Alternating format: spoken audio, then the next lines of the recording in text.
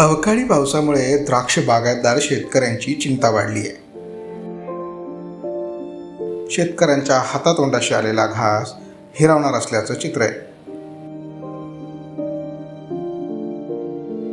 माझी 1 एकर द्राक्ष बाग आहे.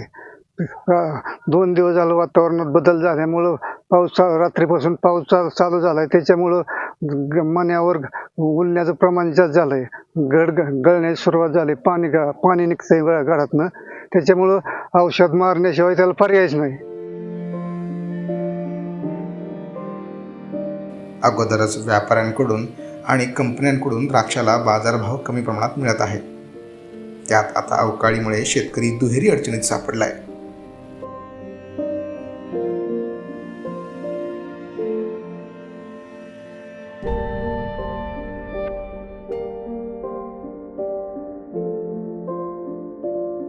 माझ्याकडं 2.5 एकर द्राक्ष आहे. या पावसामुळं एवढं नुकसान झालंय की बाग आता पडलेलीच आहे. त्यामुळं इतकं नुकसान झालंय की 90% नुकसान झालेलं आहे. त्यामुळं खर्च झालेला हे निघू शकत नाही. त्यामुळे आता तरी शासनाकडून शेतकऱ्यांना तातडीने मदत मिळावी अशी मागणी शेतकऱ्यांकडून होत आहे.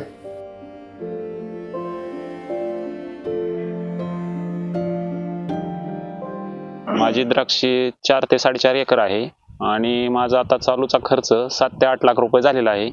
पण अचानक कालपासून ढगाळ वातावरण झाल्यामुळं रात्रीची झोप उडालेली आहे आणि पाऊस अचानक चालू झाल्यामुळे घडात आणि मण्यात पाणी साचल्यामुळं मनी क्रॅकिंग, कूज होणे आणि सडणे हे प्रमाण वाढलेलं आहे आणि माल तयार झालेला असताना अजून कंपनी चालू व्हायला 10 ते 15 दिवस टायमिंग आहे. त्यामुळे मालाचं नुकसान अधिक बाहेरचे व्यापारी यायला पण तयार नाहीत आणि ते कमी भावात द्राक्षी मागतात. त्यामुळं द्राक्षीचं भरपूर नुकसान झालेलं आहे आणि औषधाच्या फवारण्यात पण वाढ झालेली आहे. आता हे पाऊस झाल्यामुळे औषधं फवारणी करावंच लागणार आहे, नाहीतर माल टिकणार नाही, पाणी टिकणार नाहीत.